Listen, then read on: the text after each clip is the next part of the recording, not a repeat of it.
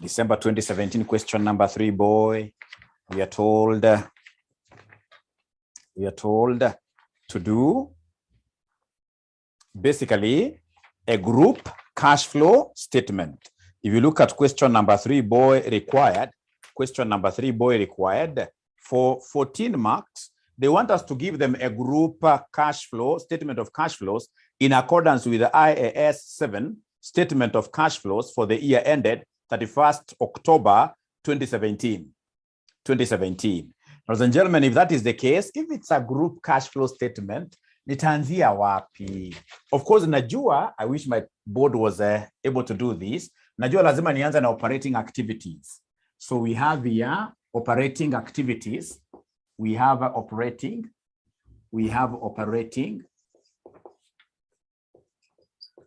So we have our operating activities. We have our operating activities. Which other activities do we have in our group cash flow statement? Which other activity do we have, ladies and gentlemen?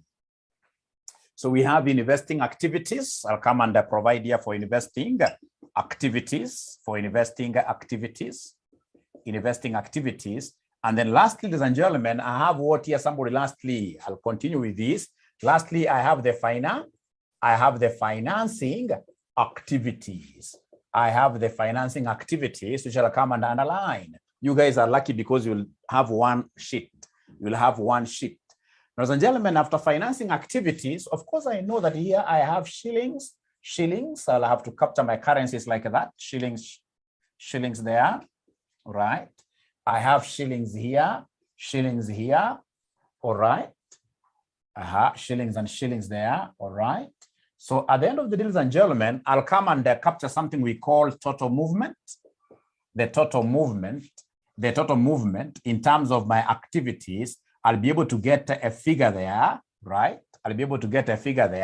Which in this case, I'll be able to add cash and the cash equivalents at the beginning, and the cash equivalent brought forward or at the beginning. Cash and the cash equivalent at the beginning. And then, of course, the moment I add like that, I should be able to get the cash and the cash equivalent. Cash and the cash equivalent at the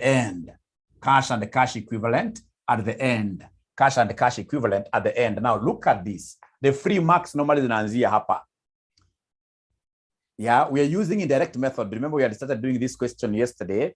We are starting with the indirect method, yes. We are starting with the indirect method. So, ladies and gentlemen, the free mark, I have some free marks here. This cash and the cash equivalents at the beginning. Is there somebody who can give me a figure for cash and the cash equivalent at the beginning? Cash and the cash equivalent at the beginning. Please look at your current assets. Are you able to see the cash and the cash equivalents? Cash and the cash equivalents at the beginning. Can somebody give me the figure, somebody? Aki hawaniongeleshe. I don't know why they're not talking to me. Na vile tuko na haraka leo. Leo tuko na haraka sana. Leo tutaki mchezo kwa siku zote. Ukiangalia vizuri, tuko na cash and the bank balances. We have got 2 years. Yes, we have got 2 years. So the 2016 cash and bank balance becomes my beginning balance. So this should be 390. And then I have now cash and the cash equivalent at the end, which is the 2017 figure. The 2017 figure, ladies and gentlemen, 390. The 2017 figure is 500 and what here, somebody? 510.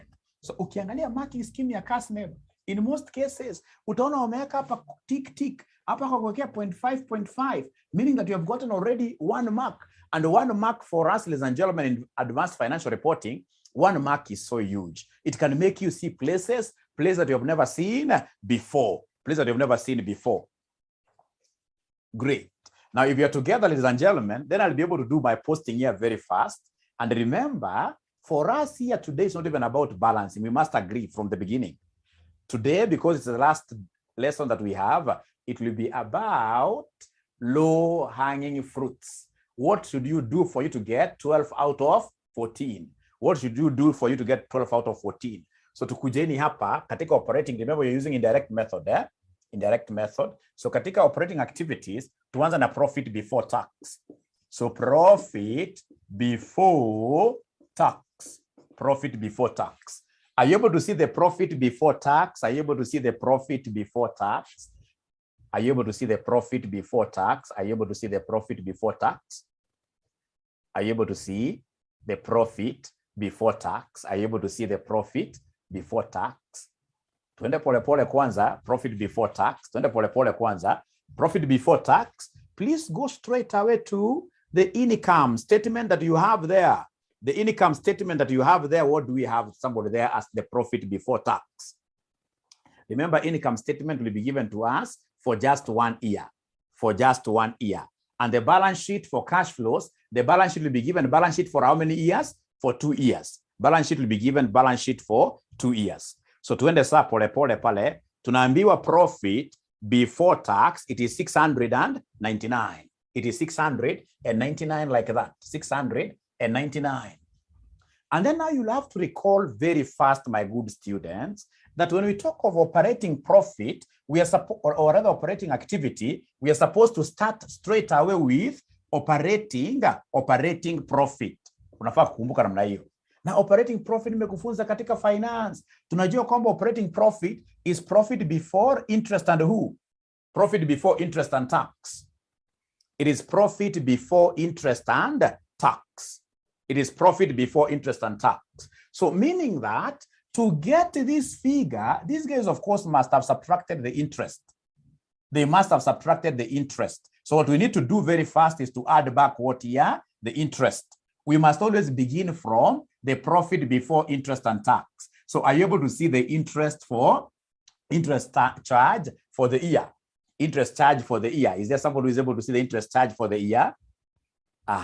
Wanasema ni 450, isn't it? If you look at the income statement, they have given us the finance what year? They have given us the finance cost. So come here and add the finance cost here. Add the finance cost. So the finance cost on hapa ni 400 what year? 50.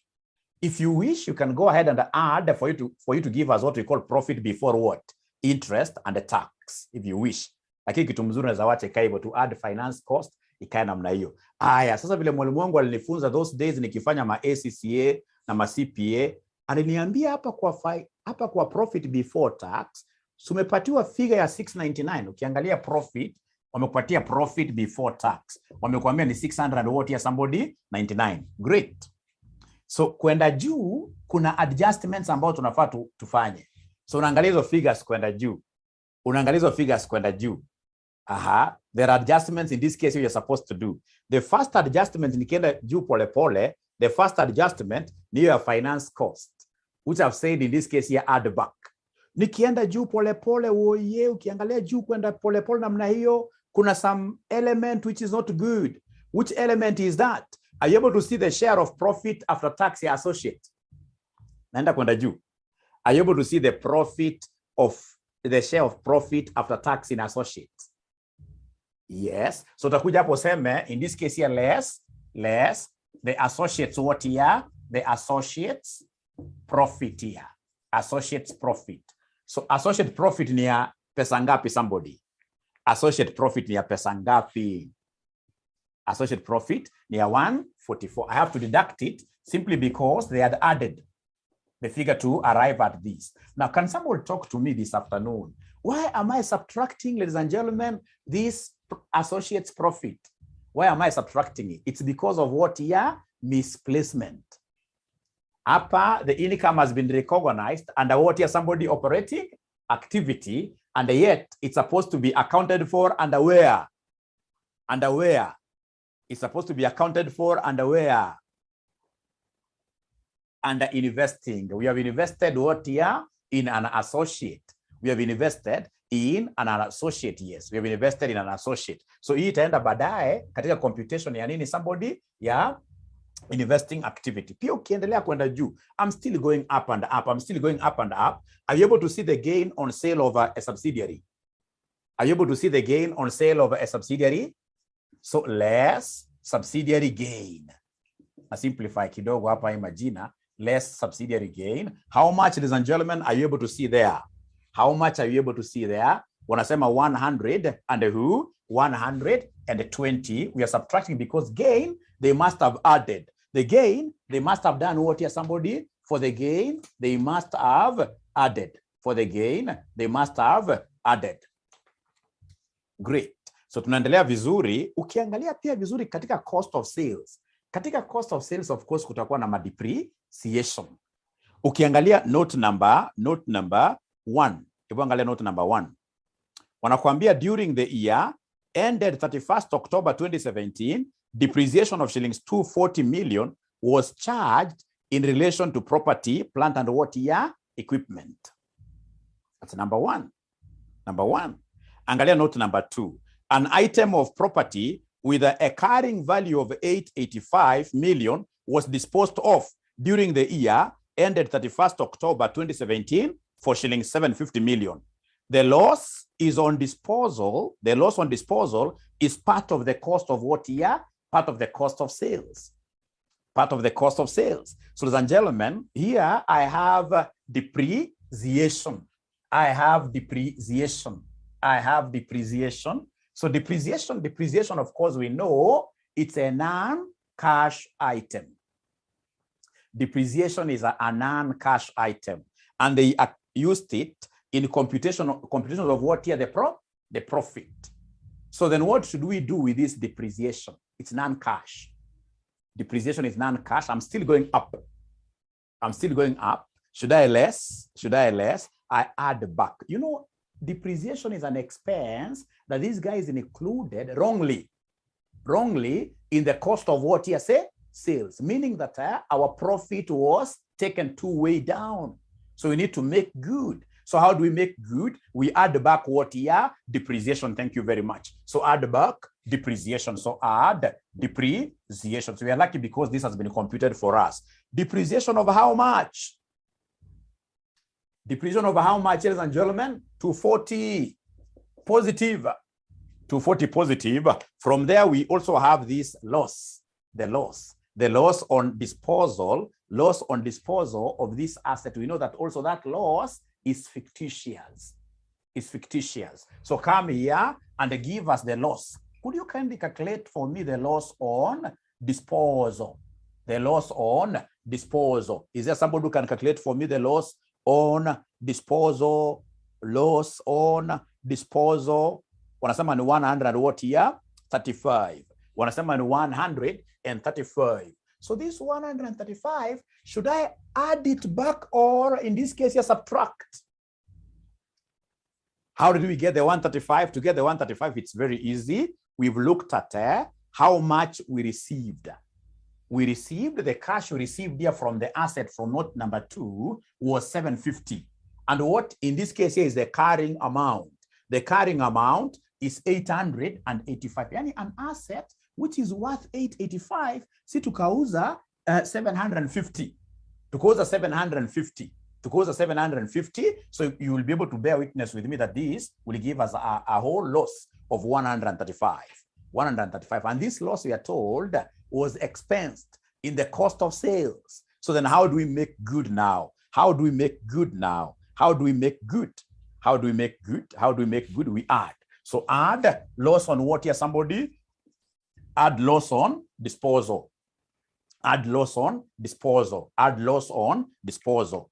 Aya, kitu ngine unafaa kujua, hizi vitu ukizitumia, kama unafanya group cash flow statement, whenever you pick up some items from your notes or from the financial statements, it's important that you keep on ticking them. It's important that you keep on ticking them.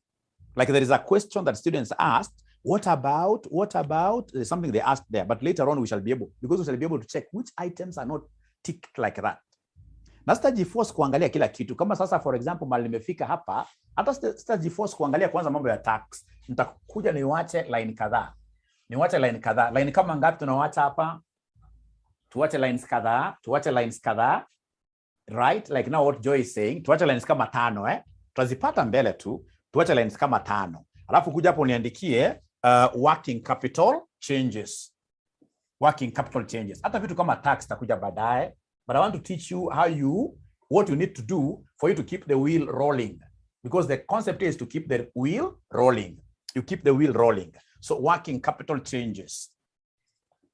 Working capital changes. So working capital changes, what do we have? Yesterday you told me that under working capital, we normally have 3 things.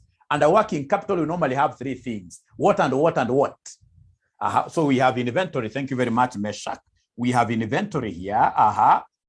We have, the next one is what here? Receivables, receivables, receivables. The last one, ladies and gentlemen, is what I've seen some of you mmeniambia hapo ni payables.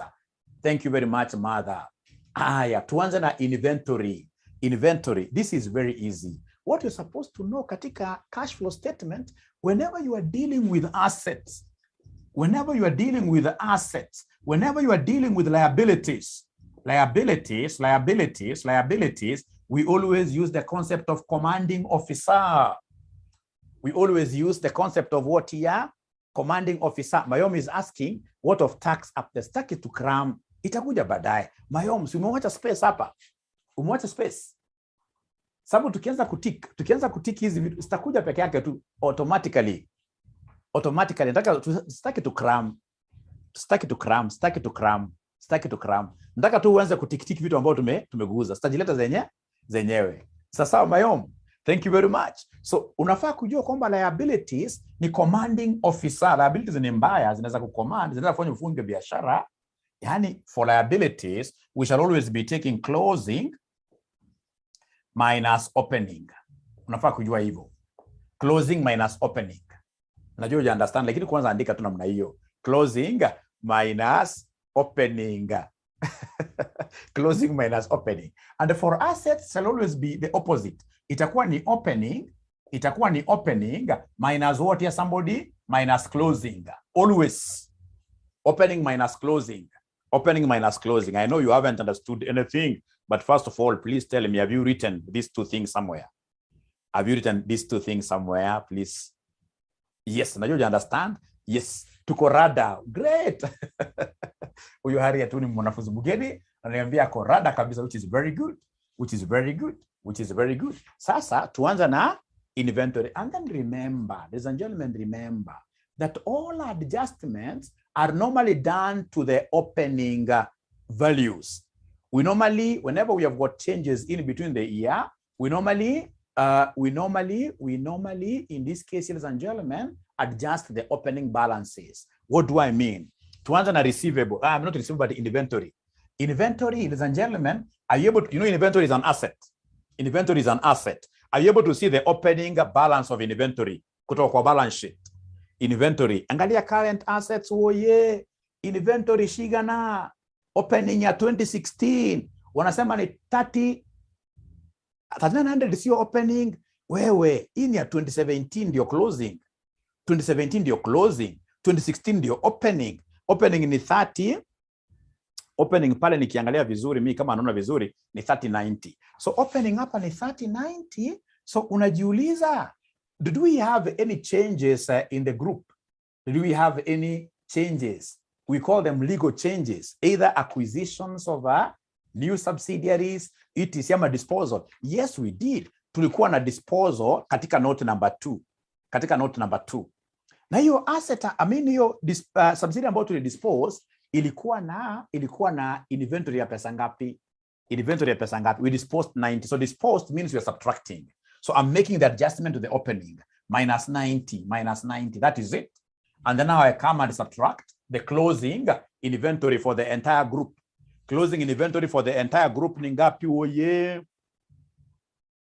Closing inventory for the entire group inakuja ngapi? 3900. Inakuja 3900. Inakuja 3900. Hebu nipatieni figure inakuja ngapi at the end of the day? Total figure inakuja ngapi? Oye, CNY. Uongo. Inakuja minus what here somebody? Is there somebody who is able to get minus 900? Are we getting minus 900? I'm a positive 900. 900 outflow. 900 outflow. 900 outflow. Good question there. Sasa hata sitaki mwanza kumeki argument ya outflow. Mimi nikifanya ni vigilation ya exams wanahurumia wanafunzi. Unapata jamaa, hii vitu anaanza kufikiria, now is this an increase? Why should you do that? right? Ukipanga namna hii kitu nimekuambia commanding officer, at the end of the day ukipata negative, unaandika negative bila kufikiria. Wacha tuone unasema namna gani. Wanasema 900, is it an inflow or an outflow?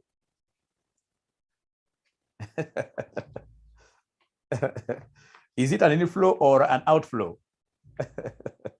Hiyo ndio sitaki wanafunzi wangu wachanganyikiwe. Nataka nirudie tena woye. Please allow mwalimu arudie tena. Ukitaka hata anaweza kachora T account, Ukitaka mwalimu anaweza kachora T account, aseme inventory, tuseme hapa balance, in this case here brought down. So balance brought down ile ya 2016, the balance brought down ile ya 2016 ilikuwa ni 3090. Ilikuwa ni 3090 ile ya 2016, 3090. Na kuna balance carried down ile ya current year, which is 2017, which is 3000 what here somebody 3900, right? And then we had disposal. We had in this case here a disposal. We disposed some inventories with our subsidiaries. Inventory with our subsidiary which was disposed ilikuwa ngapi somebody? Subsidiary disposed inventory nyinyi mliniambia ni 90. Nyinyi mlinieleza ni 90. Sasa hebu kuja niongezee please, nipatini hii side kubwa. Hii side kubwa itakuwa 3990. Kwa hivyo hii lazima pia ikuwe 3990. Si ni kweli? 3990, right? 3990. So then the balancing figure here inakuja ngapi somebody? The balancing figure inakuja ngapi somebody? Inakuja 900. So this balancing figure, ladies and gentlemen, basically what are we doing? We have debited our inventory with 900 and credited what here somebody? Our bank. Credited our bank. You've created our bank. If you credit your bank, what does it mean? It means, ladies and gentlemen, that it is a cash outflow. Alafu msianze kukram ile kitu ati increase. Hizo mimi najua sana. Ati increase, ati in working capital, ati because ukiangalia like the other sitting, there is a sitting here they brought a situation where one subsidiary was acquired in the year and another subsidiary in this case was done what year? Disposed in the year. Is there a student who can remember that kind of a question where they gave us a situation where a subsidiary was acquired in the year and another subsidiary was sold in the year? Is there somebody who can remember something like that? Yeah. So unajua ukiambiwa kwamba subsidiary ilikuwa disposed in the year, nitasema hapa minus 90. Na kama kuna subsidiary nyingine ambayo ilikuwa acquired in the year, nitakuja niseme perhaps hapa plus what? Plus 80. So I make all my adjustments to the opening stock. And then not stock, but opening figures. And then I subtract the closing like that. And then nikipata hii figure ikiwa ni minus 900, I'll not start in this case, ladies and gentlemen, I will not start asking questions about what happened to working capital. No. Nikipata minus figure, that is it. I know it's what here somebody, it's a cash outflow. Sasa sinikupatia dakika moja ukitumia this shortcut, wewe unifanyia receivables tuone. Hebu nifanyia receivables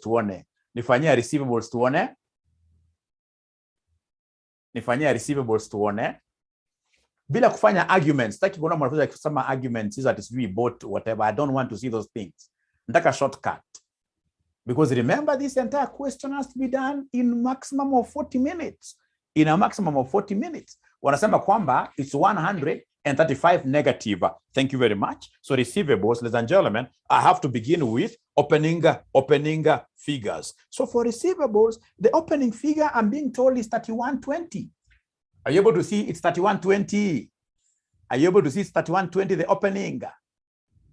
For inventory, yes. Did we sell or buy any subsidiary in the year? We sold a subsidiary which had some receivable of 100 and what year? 35. We sold. So the receivable sold here will be minus 135, like that.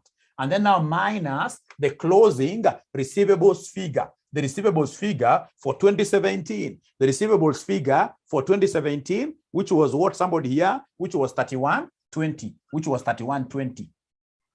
So could you kindly give me the final figure? Nakuja minus what here? Minus 135. So mimi, wewe ukiendelea kupiga ma elbows zako ukisema is it an increase? Mimi nasonga Ebu using this shortcut, nipatieni figure ya payables jameni. Using this shortcut ya payables, nipatieni the shortcut, nipatieni figure ya payables. Nipatieni figure ya payables, nipatieni figure ya payables. Nipatieni figure ya payables. Using this shortcut, ebu nipatie figure ya payables. Wanasema ni plus 1710. Wanasema ni plus 1710. Plus 17. Payables is a liability.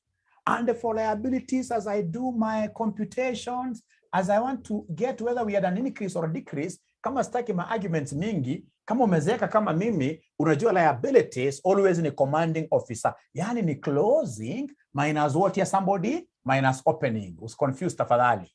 Closing minus opening. So unajiuliza, what was the closing payables figure? What was the closing payables figure? Are you able to see the closing payables figure? Closing payables figure. Is there somebody who is able to see the closing payables figure? Wanasema at 29.55. So wanasema 29.55 minus the opening. You know, I don't do adjustments in the closing. I always do my adjustments in the opening. Is there somebody who is able to see the opening payables? Opening payables. Is there somebody who is able to see the opening payables? Wanasema ni 1765, 1785, 1785. But remember, from this opening, you're supposed to adjust for what year? For any payables that were disposed with the subsidiary. For any payables that were disposed with the subsidiary. Zilikuwa watu ngapi? Somebody the payables disposed with the subsidiary. Payables disposed with the subsidiary 540, like this. Sasa ebu angalia mahali bracket zangu ziko. Kama ningekuwa wewe hata ningeanza na hii bracket. Nichukue this minus this. Whatever I get, I'll come and say 29.55 minus whatever we have there. Whatever we have there. What are we able to see? Somebody, the final answer. 17 what here? 1710. Sasa nisikizeni, unajua unapoita hivi vitu payable, hauwezi ukaanza kumeka an argument kwamba ni minus. Hapana, ECFM. Hapana, si zote ni payable zote like that. So is it positive? Is it positive? Is it positive? Is it positive? Is it positive? Is it positive? Ah, great. So positive like that. Unawachana nayo. Unawachana nayo. Sasa pia unawacha ka space ka kutosha kama line mbili, sio mingi sana. Unawacha space ya kutosha kama line ngapi? Line mbili. Niambie kama umewacha space jameni. Niambie kama umewacha space jameni. Umewacha space line mbili, alafu sasa unatafuta free low hanging marks. Unaenda kwa the next one. Unaenda kwa the next one. The next bunch of activities unaziita investing activities. Investing activities, oh yeah. Investing activities, we are basically looking at, generally, in most cases, investing activities, we are looking at the movements in property, non-current assets, basically. Non-current assets. Non-current assets. We normally invest in non-current who? Non-current assets. Sasa unaenda ukisoma pole pole, and I hope you guys are taking those things. Is 540 added? Ngoja kidogo. Wanasema ni 630. Ngoja kidogo. Ngoja. Hapo nimewashinda kidogo. Nimewashinda kidogo hapo, ngoja kidogo. Ngoja kidogo. Is getting 630. Is getting 630. Tumia brackets poa. Tumia brackets poa. Unaambiwa hapa, tafadhali. Kwanza kuja hapa kwa hii bracket. Sema 1785 minus 540. Mayomo unapata ngapi? And then whatever you get, deduct it from 29.55. Deduct it from 29.55. Deduct it from 29.55. Are you able to get that 1710 positive? Yes. Great. Now we can continue. Thank you very much for asking that. Now we can continue. So in investing activities, I'm basically looking at the disposal of assets. That is a divestment. Divestment, we get money, right? Or procurement of what here? Assets. Procurement of non-current assets. Procurement of long-term assets. So unaanza kuangalia swali pole pole. Hata unaweza ukaanza na note hapa. Hebu tuanza na note number 1. Tuanza na note number 1. Note number 1. What are they telling us in note number 1? Note number 1. Note number 1. Wanasema During the year ended 31st October 2017, depreciation of shillings 240 million was charged in relation to property, plant and equipment. Haya, hiyo najua nitaitumia mahali, lakini tuende kwa number 2 kwanza. An item of property with a carrying value of 885 million was disposed of during the year ended 31st October 2017. For how much, somebody? 750 million. So in this one here directly, which figure should I capture here? Should I use that 885 here or 750? You know, it's an asset that was disposed. So it's like divestment. Divestment, we are going to, of course, to lose an asset, but we shall get money. We shall get money, 750 years. So unasema hapa cash received. Cash received. Cash received from cash received from an asset disposed. From an asset disposed. Mbesha shigana. Wanasema ni 750. Wanafunzi wengine wakiendelea kufikiria zaidi, mark inaingia tu. Kitu ya maana hapo ni mark kuingia. So cash received from an asset, in this case here, that was done what year? Disposed. Hii mimi najuanga sana. Sasa najua nikiwa na cash received nimepewa, najua next itakuwa ni cash paid. Cash paid, najua hii sana. Cash paid, in this case here, to acquire who? To acquire an asset. To acquire assets, to acquire new PPE. To acquire new PPE, imi nitapata haraka sana. Hebu nikupatie dakika moja, nione kama unaweza kupata hiyo cash, which in this case here was paid. In this case here, for us to acquire PPE. To acquire PPE. Cash which was paid to acquire PPE. Aya, nimeona property, plant and equipment. Nimeona property, plant and equipment. Wanasema 900. Esther anasema 69 something, Note 4. Keep ananiambia mwalimu, check note 4. Additional property, plant and equipment was acquired by way of lease amounting to 900 million during year ended 31st October 2017. Lease haitakuja direct hapa. Itaingia kwa working hapa. Because lease, no money was involved directly. No money was involved directly. Hii 900 anatoa wapi? Nataka kujua sana woye. 900. Hebu niambieni wanafunzi wangu, 900 mmetoa wapi? Please niambieni. 900 mmetoa wapi? Ningetaka sana kujua. Please ni explain kidogo. Note 3. Note 3. Note 3. 900. 900. Sioni 900. Note 3 sioni 900. 900. Ile ni lease. Ile ni lease. Ile ni lease. Hapa itabidi, ladies and gentlemen, hapa tuchore T account. Ingawa mimi sipendi T account at all, but please let's do a T account for this property, plant and equipment. Let's do this T account for property, plant and equipment. So for property, plant and equipment T account, si ni asset. So unasema hapa balance brought down. So balance brought down ilikuwa ngapi somebody? Balance brought down ilikuwa ngapi somebody? Balance brought down ilikuwa ngapi somebody ya PPE? 13,500. Aki mumeanza kuchoka. Ama mimi ndo na wajaji vibaya. Aki nyinyi mmeanza kuchoka. Umeanza kuchoka woye. Wameanza kuchoka woye. Mko rada Hiyo ndio kitu ya maana zaidi. Hiyo ndio kitu ya maana zaidi. Wanasema mwalimu, si tuko rada. Zina sync. Thank you very much. Ladies and gentlemen, straight away I have the balance which was carried down here. So balance carried down ni how much? Balance carried down ya PPE ni ngapi? Wanasema ni 18,000. 18,000. Thank you very much. Ladies and gentlemen, some of the things that will make this PPE value to go down, I know them. For example, I know depreciation will reduce this. Remember, these are net book values, They're net book values. Depreciation. Is there somebody who is able to see depreciation for this PPE? Depreciation yangapi? Somebody, note number 1, 240. Thank you very much. The other thing that will make this particular item here to disappear, ladies and gentlemen, to reduce, will be the subsidiary that we sold. The subsidiary that we sold went away with some PPE, went away with some property. So the sub sold. The sub sold.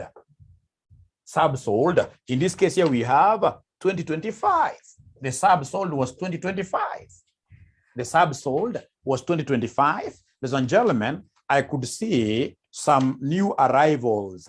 I could see some new arrivals from note number 4. I can see there was some additional property. So note number 4, there was the leased property. the leased property. Nowadays, when you lease property, it is your asset, remember, long term. They have even told us additional property, plant, and they're even classifying it for us. Additional property, plant, and equipment was acquired by way of lease, which is what here, somebody, which is 900. Do we have any other item that will affect our PPE?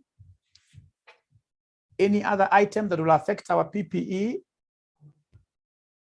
Disposed asset. Wanasema kuna disposed asset.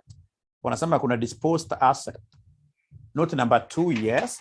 Note number 2, we have a disposed, an item of property with a carrying value of 885. You guys are bright students. So disposed asset is 885. Any other? Don't give us the cash here. Remember, it's PPE. Then we have students who are saying that we have a revaluation. So is it a revaluation upwards or a revaluation downwards? A revaluation upwards or a revaluation downwards? It's a revaluation upwards, meaning that I debit my PPE credit revaluations account. So I'll come here and debit my PPE with a revalued amount, revaluation over how much? Revaluation over how much? Revaluation over how much? 60. Mimi nakwambia wanafunzi makosa wanafunzi ufanya. So utapata kama sasa hivi tunasoma kitu kama novel. You guys are not ticking.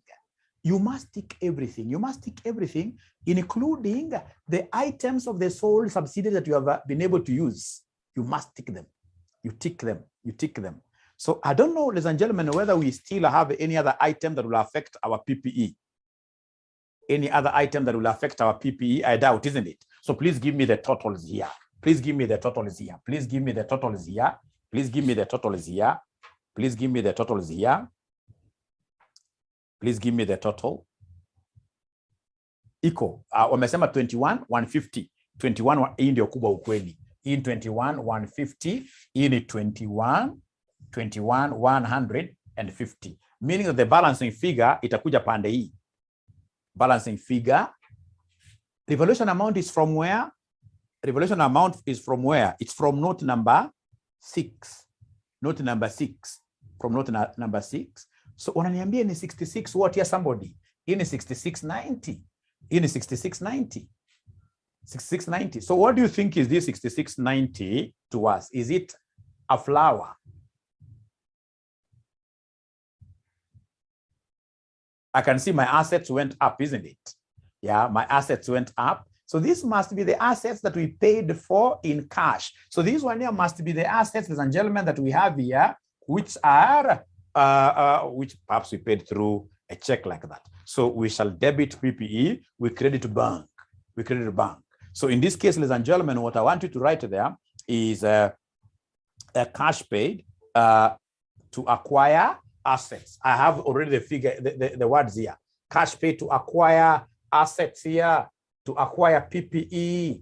Wanasema ni 66 what here? 6690 like that. 6690. 6690. Acquisition of PPE. Aya, bado mko rada ama bado ama mmeanza kuchoka sasa? Wako rada kweli? Au wanafunzi wangu wako rada wanashikanisha maneno? Yeah, for PPE you can go for T account. For PPE you can go for a T account. It's negative because of what your cash paid. It's negative. Thank you very much. It's negative because of cash that was done what year that was paid. Allow me to change my battery. Dakika moja. What I know for PPE, that will be T account will be very good. Also dividends, especially dividends, for you to get dividends paid to NCI, it will be good for you to have what year? A T account. Great. Thank you very much, Becky. Try as much as possible to give answers to my students. So cash paid to acquire PPE, it's a cash outflow. It's a cash outflow. Oh yeah. Kumbuka, investing activities, unaangalia pale non-current. Unaangalia non-current what here somebody. Unaangalia non-current, unaangalia non-current assets. Ukiona goodwill, ladies and gentlemen, of course, in this case, you must think of your subsidiary. subsidiary. Goodwill has an association with what year? Subsidiary. So I would want to know, when I disposed this subsidiary of mine, how much cash did I receive? Because it's a cash flow I'm more interested in. I'm more interested in the cash that was done what year, somebody? The cash that was received. The cash that was received. The cash that was received. Cash that was received.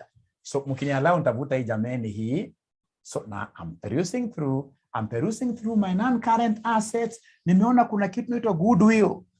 Goodwill has got every relationship with what we call a subsidiary. And for the subsidiary, ladies and gentlemen, for the subsidiary, I'll come straight away here and account for the cash received on disposal of a sub. Inakuanga ni free mark.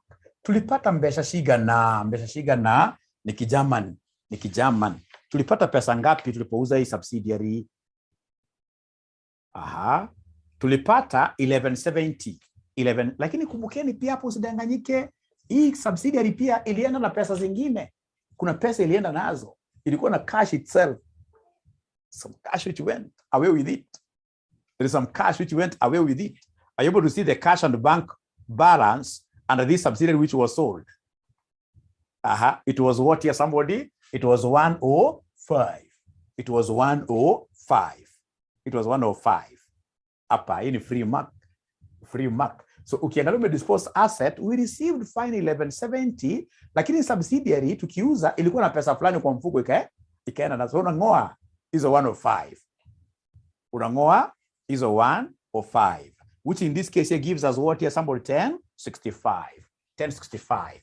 Aya, unaendelea mbele, ladies and gentlemen, unaendelea kuangalia hii non-current assets, non-current assets. Ladies and gentlemen, remember in the non-current assets, I can see I have investment in associate. I'm an investor. I've invested in an associate, right?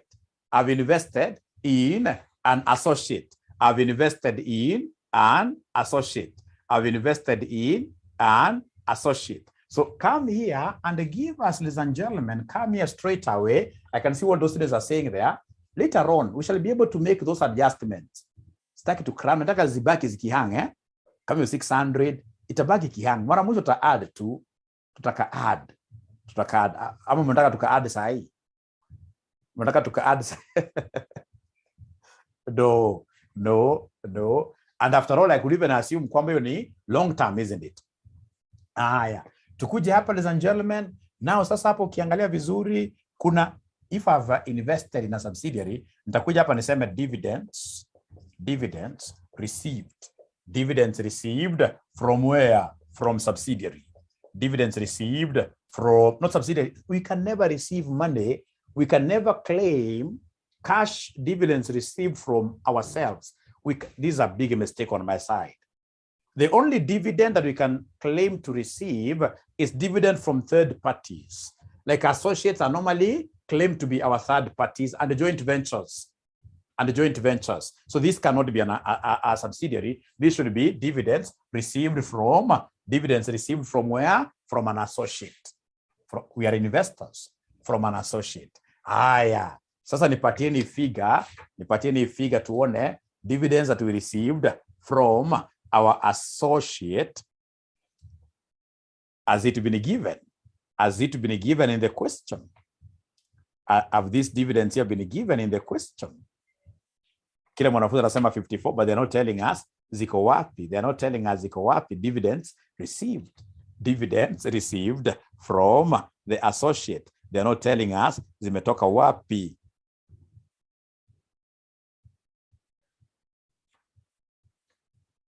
Working, Aya, hebu wako mbio munipatie figure jameni. Dividends in this case here which have been received from the associate. What are we getting there? Working. Andika figures wengine waone ndio tunajua unajua. Andika figures haraka tuone kama unazijua kabisa kweli. Tuone kama unajua kabisa kweli.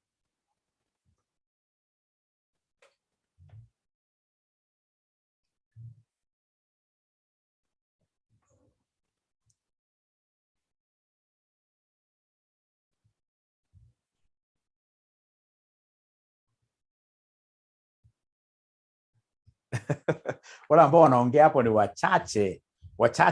Wachache sana. Wachache sana ndio wanaongea. Wachache sana ndio wanaongea. Wachache kabisa. Mbona wanaongea wachache namna hiyo? Na ni kitu straightforward. Ni kitu straightforward. Ni kitu straightforward. Where are we getting 1170 from? 1170. From this note. From this note, I'm leaving some of them. From note number 3. Note number 3. From note number 3. From note number 3. Wameng'ang'ana wote. So kila mwanafunzi anaona kweli hiyo working mali imetoka. Kila mwanafunzi kweli ameona hiyo working kweli ya 420. Wengi hawaoni hiyo figures. Wengi hawaoni hizo figures. Abracadabra.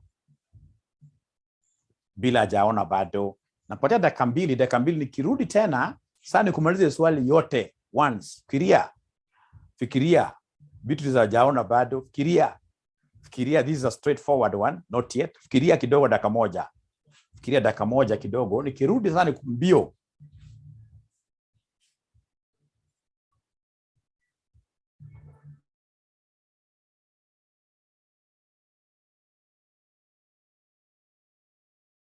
Case here, go straight away and even put down a T account if you like the T account. I know perhaps it's because some of you like this T account so much. Just give us there an associate, which is an investment, it's an asset to us, right? So give us the balance brought down. Balance brought down. I'd given you the where to get this thing from the non-current assets. The balance brought down. I can see the balance brought down there in 2016 was 420. 420. And then, ladies and gentlemen, we have the balance carried down in 2017. Balance carried down in 2017. Balance carried down in 2017 for the associate. Investment in associate. For investment in associate, the balance carried down is 510. And then, of course, this is equity. Remember, it's equity accounting. If it's equity accounting, we are more concerned with the profitability of either the associate or the joint venture. So this associate, do we know the share of the profit of the associate? Yes. In the income statement, they have given us. They have given us. So in this case, in the income statement, I can see it's a profit. So credit on the P&L. So it has to be a debit on this. So here we have share of profit. Share of profit. So share of profit, I can see there is 144. Is 144. So when I add the two, ladies and gentlemen, when I add the two, I'll be able to see that this side is bigger. So this will be 564. And this is 510. Of course, the difference will be the dividend that this associate paid. So the dividend which was paid here is 54. The dividend which the associate paid is 54. So you can see it's accrued on the associate. So meaning that it must be a debit in our bank account. So it's cash that was received. Cash received from the associate, dividend received from the associate. We have 50 what here, somebody? We have 54. Dividend received from the associate, we have 54 like that. Now, if I'm the one doing this, ladies and gentlemen, in an exam, I'll not bother with, again, so much there. Here, I've been able to harvest a few things. I'll straight away go to the financing activities. Advanced financial reporting is not about getting everything. It's about harvesting maximum number of marks. So can we go to the financing activities? Can we go to the financing activities? Financing activities, yes, yes. So unakuja hapo unaandika straight away financing activity. If you go looking for perfection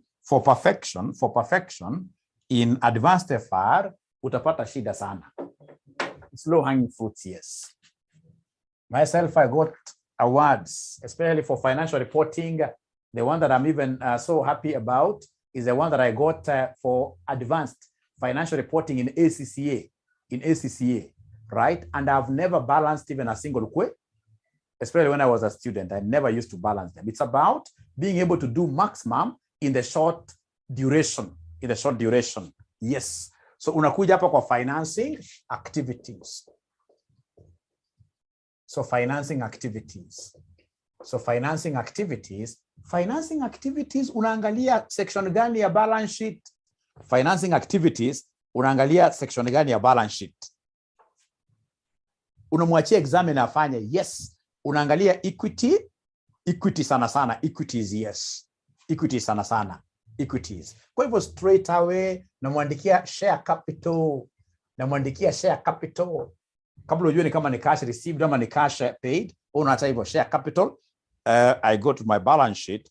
I'm able to see under equity, I'm able to see ordinary share and the premium. Unazicombine. So we have share capital and what here somebody and share premium. Share capital and share premium. Share capital and share premium. You analyze them together, yes. Analyze them together. So share capital and share premium, ladies and gentlemen, are you able to see the closing balance? Are you able to see the closing balance? Yeah, share capital and the premium. Abracadabra, closing balance is 6,000 plus 9,000 plus 900 plus 900 plus 900 like that. Minus, in this case here, the opening. Minus the opening. Opening ni ngapi? Somebody woye. Ukiangalia opening share capital ni 4,500. 4,500 plus premium hapo ni 0.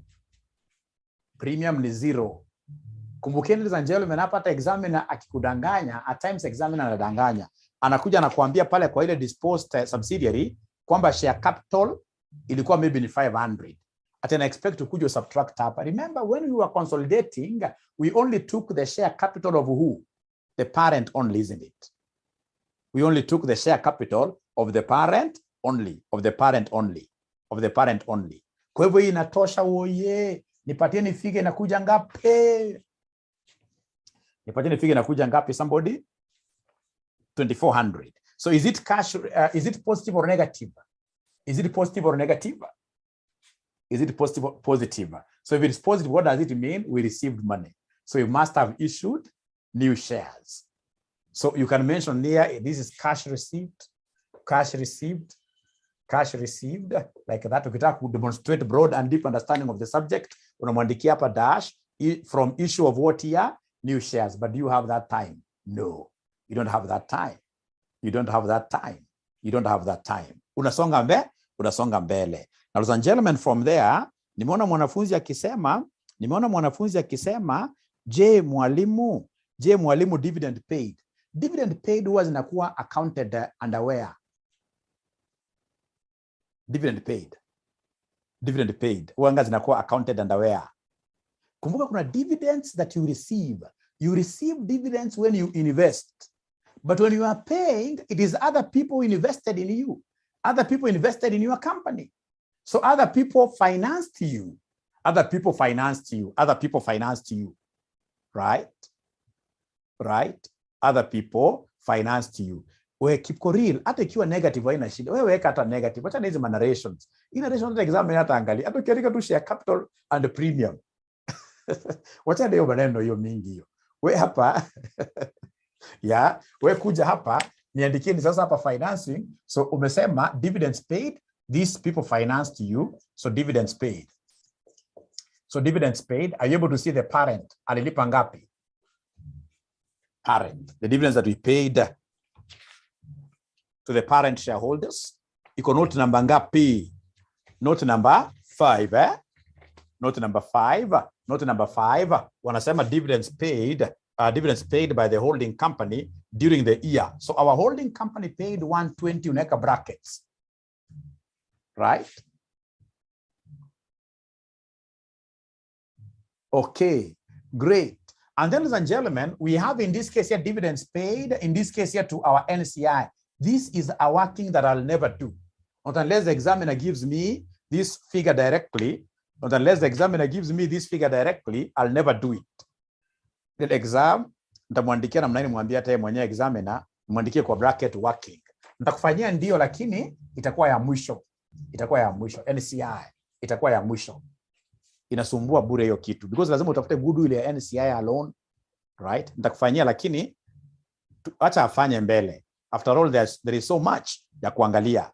Great. Ladies and gentlemen, apart from that, what other investments are you, no, not investments, but financing are you looking at? What else are you looking at? What else are you looking at? Loans, yes. Remember, actually, repayment of loans, yes. Borrowing, yes. Remember, actually, financing activities, you know, the way we say assets financed by equity and liabilities. So this should be equity and liabilities, yes. So please check whether there are any loans that you borrowed. Any loans in this case that we borrowed. Let me give you a minute to give me these loans, the bank loans. In this case, ladies and gentlemen, that were done what here, bank loans. So we have the bank loans. We have the bank loans there. You can see the bank loans, ladies and gentlemen, that we have here have been accounted for under non-current what? Liabilities. Non-current liabilities. Non-current liabilities. Non-current liabilities. Great. 1,000 addition. I'm waiting.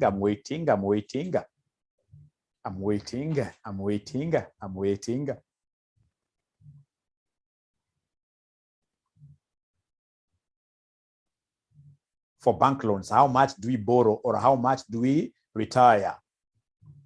How much do we borrow or how much did we retire? Wanasema 1,800. 1,800. Leslie, 1,800. Mimi napata that 600. Mimi tuko na Aseto Andrew 1,200. Obadia Mulinge 1,800. 1,800. 1,800. 1,200 addition.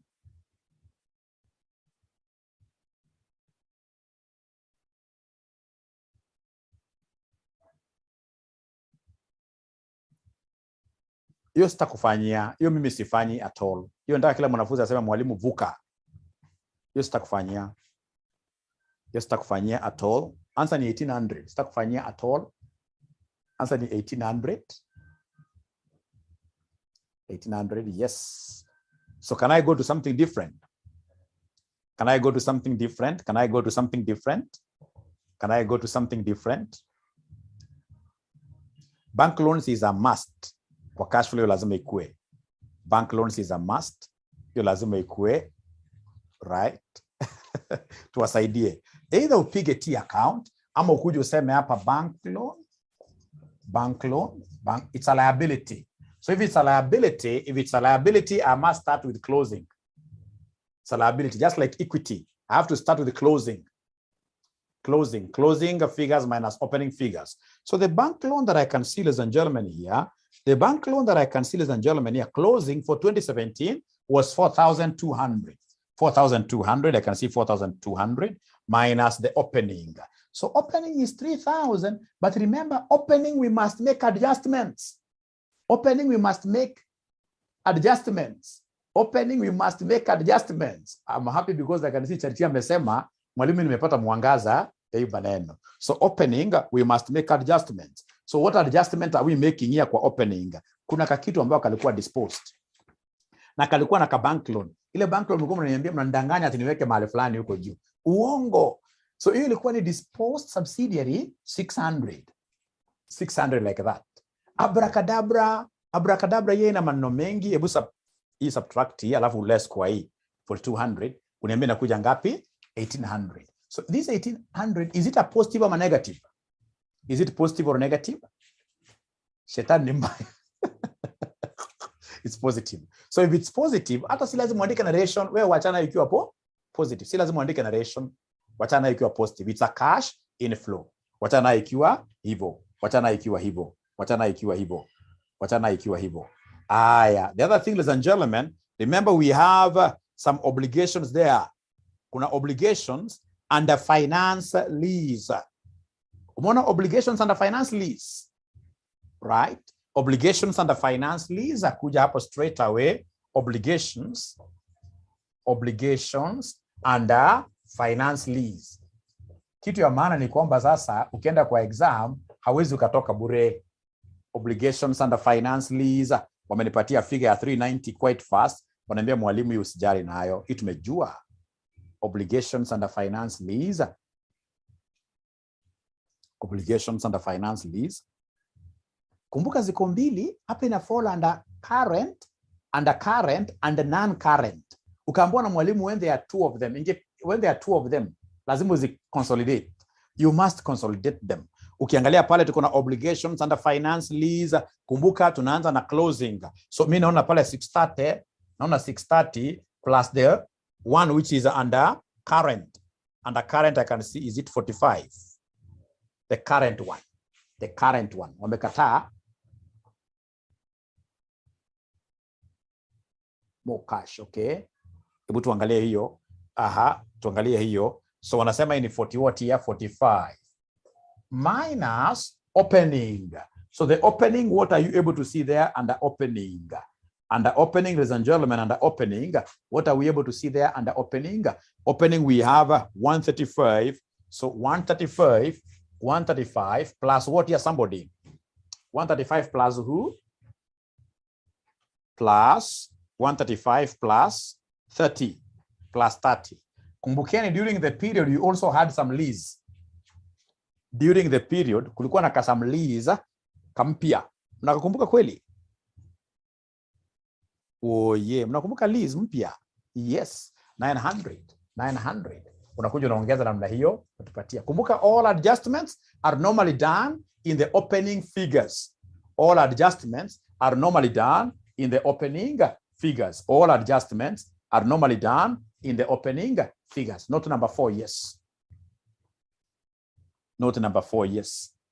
All adjustments are normally done in opening figures. Never forget that. And ensure that you're using your body mass very well. So then what is the obligation amount there?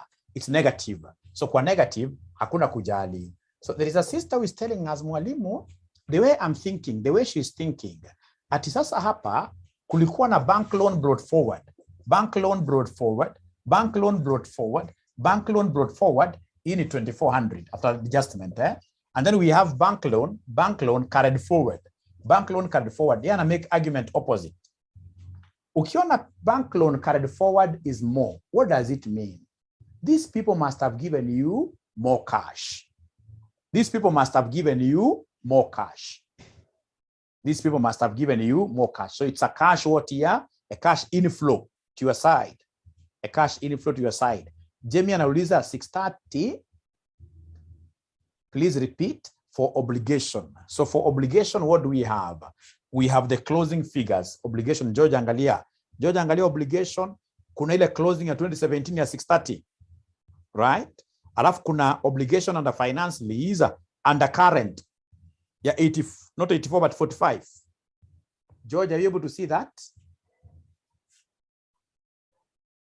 So we added the two, right? George, yes, thank you very much. And then now minus the opening finance leases. So we have both of them, non-current and current. And then during the year, we added more finance leases worth 900. We added more finance leases worth 900. We added more finance leases worth 900, which have been given in note number 4. Note number 4. That's what we did. Alafu kitu mimi najua sana. Mimi nimefunza kitu sana. One thing I know and you will come to tell me. Ukishika shortcut ya kufanya hivi, hiyo kitu ya kujiuliza ati should I add or deduct, inasumbua wanafunzi sana. Ukishika shortcut ilianza na kufunza nayo ya liability closing minus opening, assets opening minus liability, then you'll be able to move very fast in this thing. Under financing, there is something you guys haven't told me. Remember, you borrowed heavily. There are bank loans that you have. Those bank loans, do you return them kavu? Bank loans, you must pay some interest. Yeah, you must pay some interest. So in this case here, come and give us the last thing here of interest paid. Interest paid. Give us the last thing there of interest paid. Give us the last thing there of interest paid. Interest that was paid. So this one again, I would want to give you a minute. Please do it there and give us the working there. Interest paid, you could either decide that you'll get some people saying you bring it here out of the whatever cash flows, but we would rather bring it under the financing. under the financing. Would rather bring it under the financing. Would rather bring this under the financing. Would rather bring this under the financing.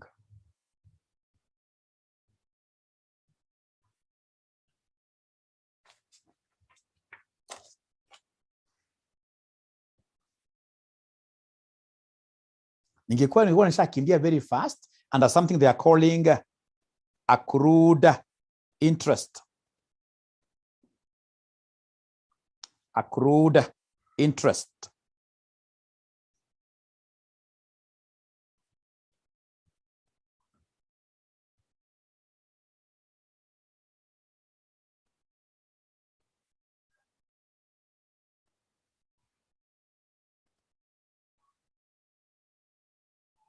Kumbuka, the interest which you have in the income statement is the interest that is the interest for the year, but it was not the amount that we paid. It is not the amount that we paid. The amount we paid, we must involve the obligations at the beginning and obligations at the end. So the interest, ladies and gentlemen, there, the interest paid at the end of the day, there itakuwa namna gani? Oye itakuwaje? Interest paid, nitakuja hapa, interest paid. Interest paid. So interest paid. So the interest paid here, I'll take, of course, this is a loan.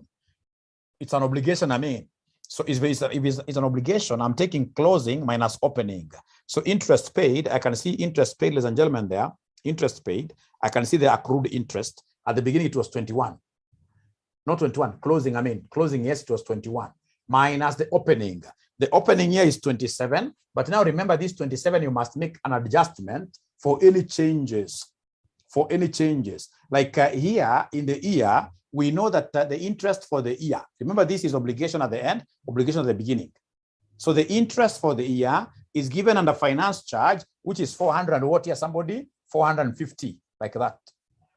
Which will end up giving us what figure, somebody?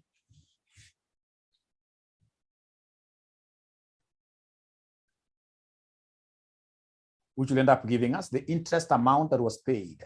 400 what here, somebody? 456. Nikishapata straight away, ndakumbuka straight away, quite easy things here. I have the tax that was paid here. Could you kindly give me the tax working? The tax that was paid. Please give me the tax that was paid. Negative, eh? It's negative. Please give me the tax that was paid. It's negative, sorry. Even from here, you can see 21 minus this. It's negative. The tax that was paid. The tax that was paid in the year. The tax that was paid in the year. Remember the asset, the subsidiary we disposed had some tax there. Had some tax. The tax paid, the tax paid, the tax paid, the tax paid, the tax paid.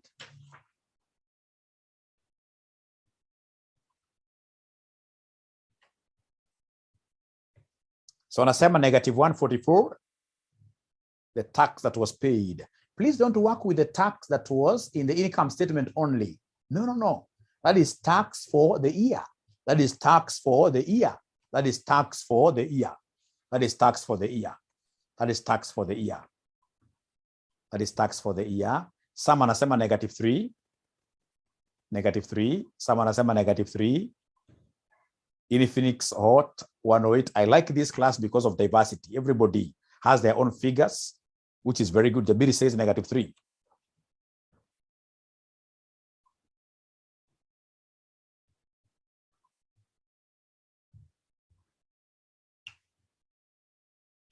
So the students who got negative 3 there, could you try to write down the working for us? Try to write down the working for us. Try to write down the working for us for tax that was paid. Kipkorori, thank you very much. Wanakuja na figure yake 108 negative. The students who got negative 3 there, could you kindly give us the working that you did for you to be able to get the tax of negative 3? Tax ya negative 3, hiyo mnapataje?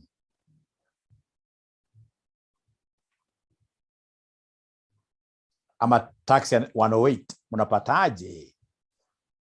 Tax ya 108, mnapataje the tax that was paid as 108? 165 tax paid.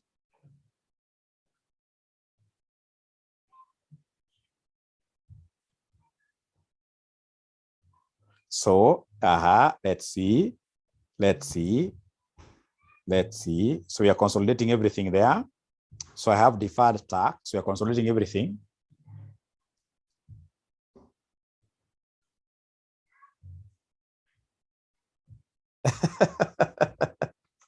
Aya, wacha tuone wale ambao wanapata 108. Wale wanapata 108, hebu tupatie working yenu. Wale wanapata 108 wanachukua 21 minus 63 plus 144 minus 15. So we have minus 21. Let's see.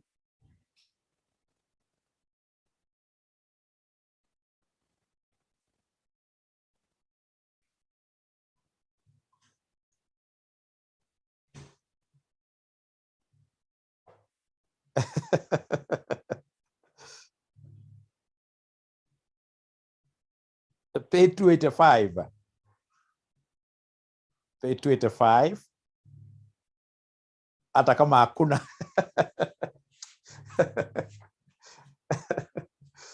Ladies and gentlemen, the tax that was paid here, let's see. The tax that was paid here, ilikuwa namna gani?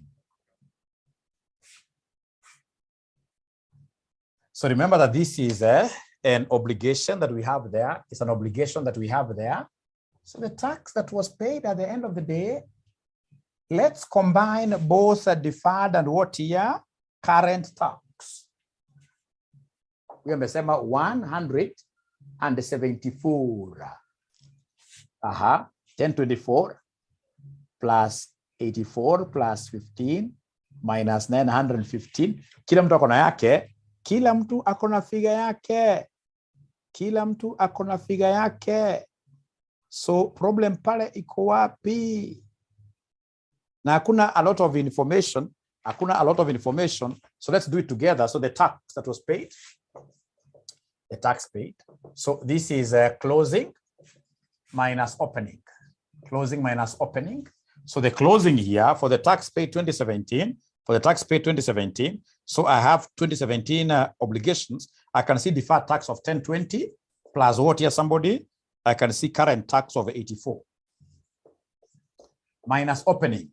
So opening, I can see 915 plus what here? 63. All right, plus 63. But again, remember that there was a disposal that has to be adjusted in the opening amount. A disposal over how much here somebody? A disposal over how much here somebody? A disposal of 15. A disposal of 15. And then again, remember that there is tax for the year. There is tax for the year. Did you remember tax for the year? Tax for the year ilikuwa ngapi? Somebody tax for the year. Tax for the year.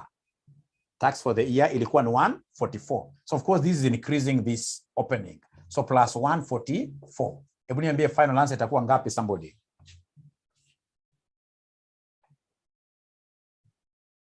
Final answer itakuja kuwa negative what year? Negative 3. So the tax paid is negative 3 like that. The tax paid is negative 3. Tax paid is negative 3. Tax paid is negative 3. Negative 3. Negative 3. So ladies and gentlemen, hiyo mali mimi nimefikisha. I want to believe I've shown you everything that you need for purposes of what here? Low-hanging fruits. And if you allow me, I would want to do something a bit different. We are not here to balance anything. I want to believe I've given you the low-hanging fruits. Iko mwana nataka NCA itakusumbua bure. Itakusumbua bure. Umeniokolea. Inflow and outflow can be confusing, yes. Inflow and outflow can be confusing, right? Hiyo inakutosha. Why do you want all the marks? Why do you want all the marks? Hiyo inakutosha. All the marks. I think I've done also this question on YouTube. Not YouTube, I have it somewhere. If you want all the marks, then I should be able to give you